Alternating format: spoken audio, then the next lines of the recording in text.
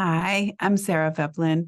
I'm here today to talk to you about how I do uneven mitered corners and show you some examples of where I use them, which is often on the hem of a garment, at the center front, or where I have a side slit or something like that. And I hope that the information is helpful to you. So I will share my screen and get going so you can delve right in with me. So this is what I mean by an uneven miter. So for instance, you might have a hem and then a seam. So say this is the side seam of a jacket, but you want a vent coming into it. So it might be sewn down to here, for instance, where my arrow is pointing. But you have a hem and then a seam allowance. And there are several places where we might have an uneven mitered corner. So how do you miter this corner and why do you want to do it? The main reason I do it is so that I balance the bulk and also it looks nicer because you have a nice little seam coming right in here. You don't have the overlap. You don't have to battle trying to make this part of the seam allowance up under in here show. It's a really nice way to treat this type of situation. That's not to say I do it each and every time, but there are instances where it's really nice to do it. So how do I go about doing this? The first thing I do is pin along the corner from the corner, inside corner here to the outside corner here. And sometimes I put my pins in like this. You'll see I also sometimes make a clip coming up, but here is what that looks like pinned from the other side. So just put the pins. You want the pin starting here where these corners intersect, and you want your pin point coming out here where this corner comes to a point. There, the pins are from the other side. This pin isn't quite up high enough, but I'll mark this intersection point again with a clip usually. But you see this pin point is coming out right at the corner. So sometimes I'll just make a clip mark here. And if I have pressed in the seam allowances, it's really easy to tell where I'll be sewing to on this outside corner in here. So there you can see my clips really easily, really nice little short clips, very precise. I haven't clipped multiple times, just one little clip on each one.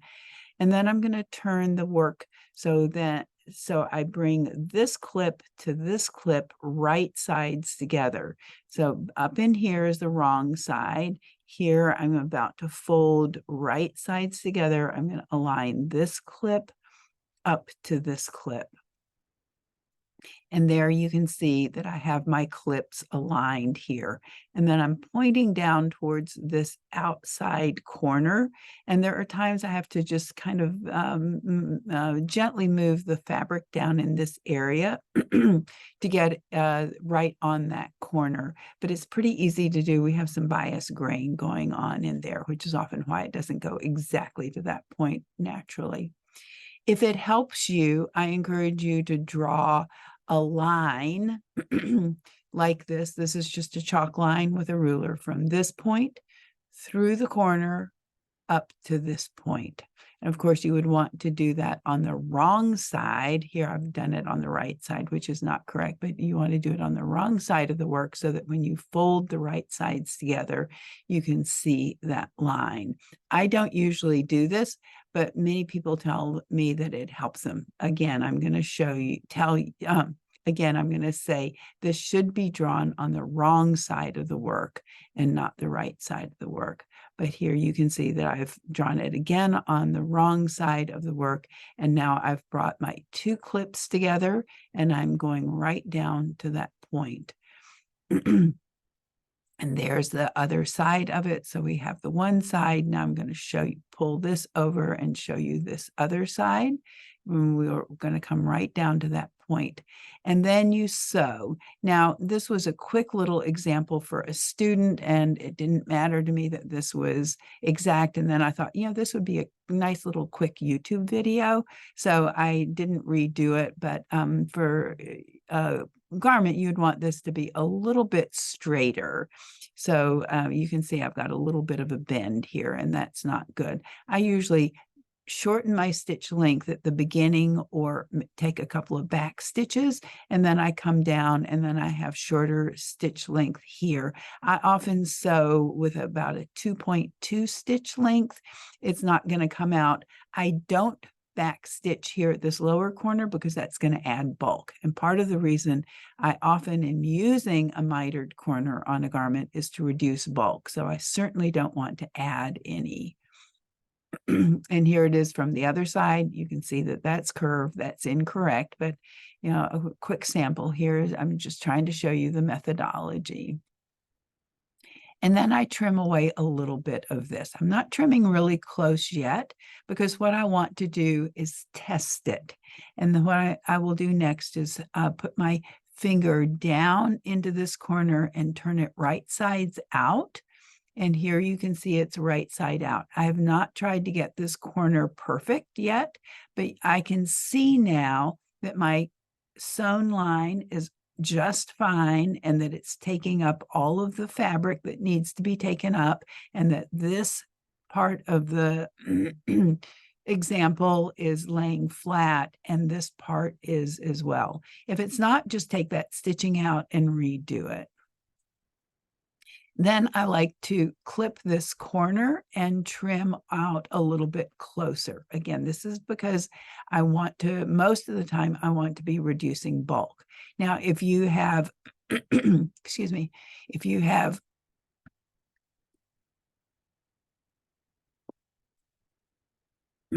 if you had a loosely woven linen, you might you probably wouldn't want to clip quite as closely. Sometimes I'll clip even closer. This is about a quarter of an inch. Sometimes I'll come in a little bit closer than that in a more tightly woven fabric, but you want to leave some in some seam allowance. You don't want to get it too small because I usually press this open again to balance the bulk, distribute the bulk evenly. And here I've put the work on a point board. You can also use a pressing tool like a point turner, but I often like to use a point board. So it's elevated a little bit and I'm pressing right up to the corner. The point board corner is up in here and I can just press along that, pressing those seam allowances open. That's what I usually like to do. Every once in a while, I have a situation where I want to press them to one side. Usually I like to press them open to balance the bulk. And so then I've turned it to the wrong side just to, again, double check that everything looks like it's working, meaning everything is going to lay flat. This is opening up in here just because I haven't repressed it yet. And next, I want to clean up this corner. And what I use is a point turner.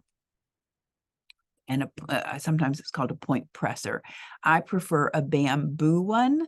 And I like to put it in gently. And rather than ramming this down into the corner, because you don't want to break the stitching or distress the fabric down in here, I usually use this sort of motion of moving the point to really have that the corner, the end point of the point turner right down in there, and I'll gently sort of move it this way and then this way, and then come down gently here. I never use scissors or a pencil point because it's too likely that I will go through the fabric and make a hole in the fabric. But I really like my bamboo point turner, and it's a nice one to press on. So back on this step, if you don't have a point board, a tailor's point board to press on, you can certainly just put in your bamboo point turner, point presser, and press on this. Wood is great to press on. I personally don't press on a plastic one. They do make plastic tools like this, but I prefer my wood one. And you can see that the seam allowances there are pressed open. Because I clipped that corner in here, I'll go back and show you that picture to show you what I mean. Because I clipped this off at an angle, then this is going to come open and lay up in here. This is an important step so that you don't end up with a fold of the fabric within this little seam allowance folding back up one way or another. And sometimes on a more steep angle like this side, I'll go back in and trim that a little bit more. And there it is finally pressed, and it's looking quite nice. You can see I have a nice intersection here. This would be finished off in a real garment. Either I would have serged this and serge finished this, not serge constructed, but just use a 3-thread serger configuration. I usually use a narrow configuration to serge this edge and this edge before I began to do any of the mitering. But you get a nice little corner, inside corner there, and you can see I have a nice exterior corner. And there it is from the right side of the work. Now this was a quick sample, so there's a little bit of wiggliness in here. But usually if I take a little bit more time, as I said, I did this quick sample for a student and sent her some pictures, and I thought, oh, maybe I'll share this with everybody. So this is an example of when I might use a miter. So here's the hem of a blouse, and here's the facing. It's a rather wide facing. And I've just folded the facing back. I've trimmed out the front facing. I folded it back, and I trimmed out some of the seam allowance so it's not bulky all the way up here. But this is a situation where if it were a silk garment or a wool garment or something, this was going to go in and out of the wash. It was sort of an experimental garment, so I just hemmed it this way. But if it were intended to be a nicer garment for me, or if the fabric were bulky, then I definitely would have put a mitered corner in here. And this is the example of an uneven miter. This is wider than this. In my little quick sample here, the vertical was narrower than the hem.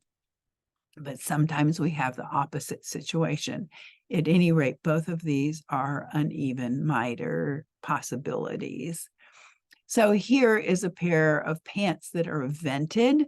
And I did the two hems differently to show you. So here it is with the hem allowance turned back. So I have the fashion fabric, the seam allowance, the hem, and its seam allowance. So I've got 4 layers in here. Whereas when I mitered that, I get a much cleaner look to it.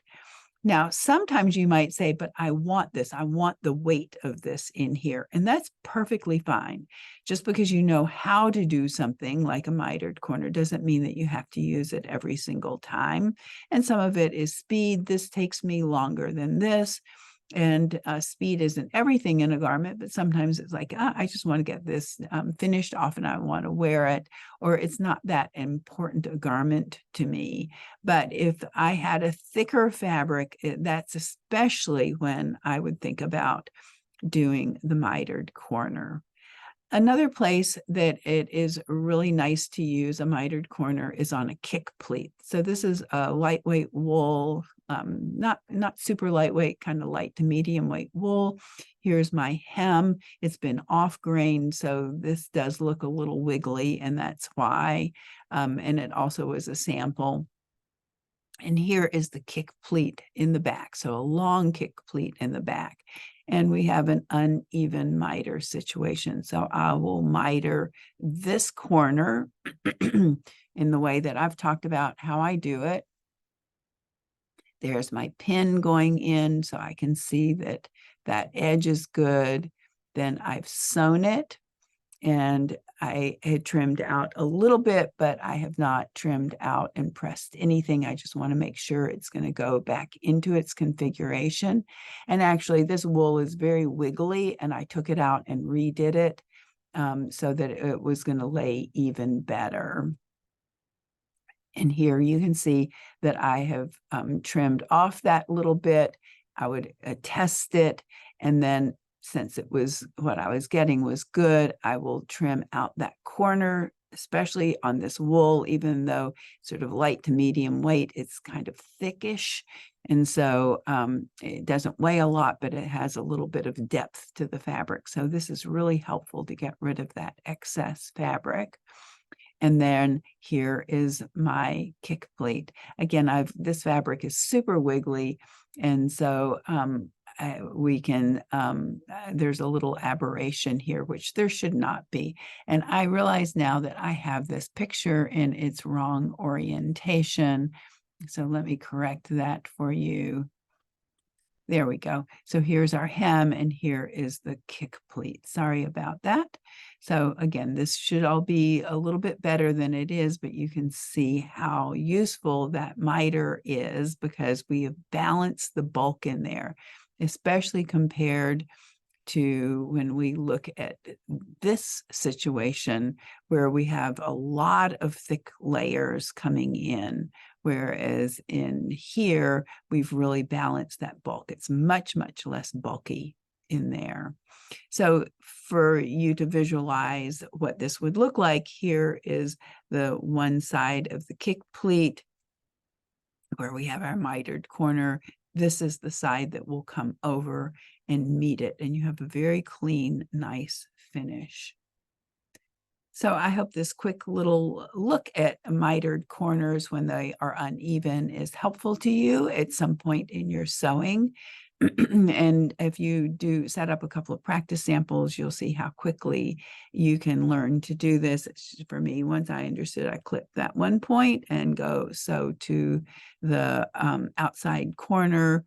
That made all the difference in the world. I didn't need any mathematical computations, which for me are hard. It was just like, okay, visually I can see with those pins, that's what I want. Then sew it and you're done. Okay. Hope this is helpful. Bye-bye.